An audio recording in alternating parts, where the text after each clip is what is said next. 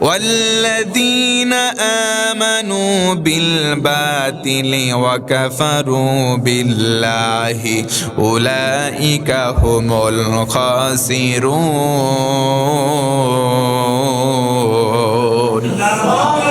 আল্লাহ তাআলা বলেন ওয়াল্লাযীনা আমানু বিল বাতিল, নিশ্চয় যারা ঈমান আনে, তবে এই ঈমান আল্লাহর প্রতি নয়, ঈমান আনে মানে বিশ্বাস করে বিল বাতিল, মিথ্যার সঙ্গে ঈমান আনে, তার মানে ঈমানের বিপরীত, আল্লাহর রাস্তার বিপরীতে যারা ঈমান আনবে, অকাফারু এবং আল্লাহকে অস্বীকার করবে, উলাইকা হুমুল খাসিরুন, আল্লাহ বলেন গোলাম দুনিয়া এবং আখিরাতে তারা হবে ক্ষতিগ্রস্তদের অন্তর্ভুক্ত। বলুন নাউযুবিল্লাহ।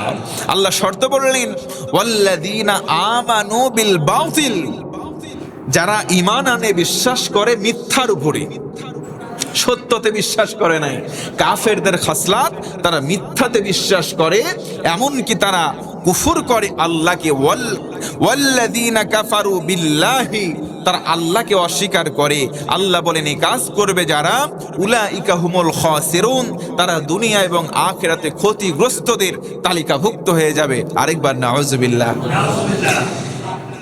এরপরে আল্লাহ বলেন وَمَن يَكْفُرْ بِالْإِيمَانِ فَقَدْ حَبِطَ عَمَلُهُ وَهُوَ فِي الْآخِرَةِ مِنَ الْخَاسِرِينَ।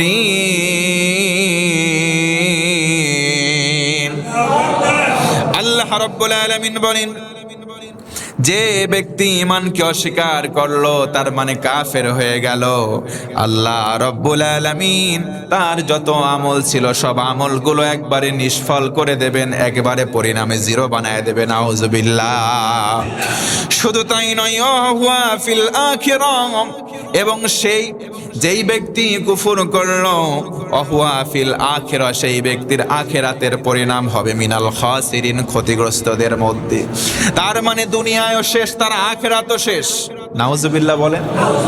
যে ব্যক্তি আল্লাহ তাআলা বলেন ঈমানকে অস্বীকার করলো, তার দুনিয়াও শেষ, আখিরাতও। ওই মুরব্বীরা একটা কথা বলে, আমও গেল তো সালাও।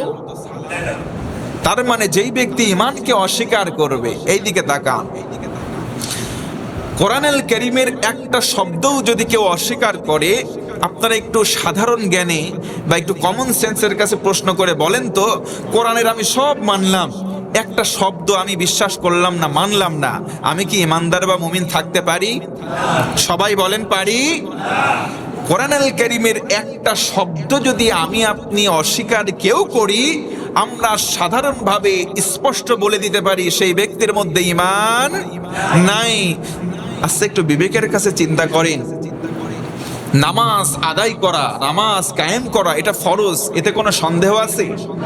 তাহলে এই রকম নামাজের কথা কোরআনে কতবার রয়েছে, যাকাতের কথা কতবার রয়েছে, এইগুলো বিধি আর বিধানের যে কোনো একটিকে যদি আমরা একটু অবজ্ঞা করি, আমাদের ভিতরে ঈমান থাকবে না চলে যাবে? সবাই বললেন না, থাকবে না চলে যাবে? চলে যাবে। আল্লাহ রাসূল বলেছেন কেউ যদি কোনো দুষ্কৃতিকারী হয়, ওই মুহূর্তে তার মধ্যে ঈমান থাকে না, ঈমান তার থেকে বের হয়ে ওই আপ ইন দ্য এয়ার, বাতাসে ভাসতে থাকে। আবার যখন সে ব্যক্তি খুলুসিয়াত নিয়ে তওবা করে, তার মধ্যে সেই ঈমানটা চলে আসে। কন্যা সুবহানাল্লাহ। আর পাপী যখন পাপ করে তার মধ্যে ঈমান থাকে না, চোর যখন চুরি করে তার মধ্যে ঈমান থাকে না, যখন একজন জেনাকারী জেনা করে মুমিন হলেও তার মধ্যে ওই সময় ঈমান থাকে না। আল্লাহ তাআলা এই রকম সুযোগ করে দিলেন। নবীজি বলেছেন অতঃপর যখন সে ব্যক্তি নিজে রিয়েলাইজ করে, বুঝতে পারে না এটা আমি খারাপ করে ফেলেছি, যখন সে বলে সরি ফর দ্যাট, সেটার জন্য আমি অত্যন্ত দুঃখিত, আল্লাহর কাছে যদি কমিটমেন্ট দেয়, ওয়াদা করে, আল্লাহ ইন ফিউচার আমি আর কোনোদিন এই কাজ করব না, এই কাজটা যে ধিক্কৃত, এই কাজটা যে ঘৃণিত, আমি তোমার কাছে সারেন্ডার করছি আল্লাহ, নিশ্চিতভাবে ওয়াদা করলাম কোনোদিনের তরে আর এই পাপের কাজে আমি লিপ্ত হব না। আল্লাহ রাসূল বলেন এই কমিটমেন্ট দেওয়ার সঙ্গে সঙ্গে তার ঈমান নামক সম্পদ তার মধ্যে আবার ফিরিয়ে দেওয়া হয়। আর একটু জোরে বলেন না সুবহানাল্লাহ।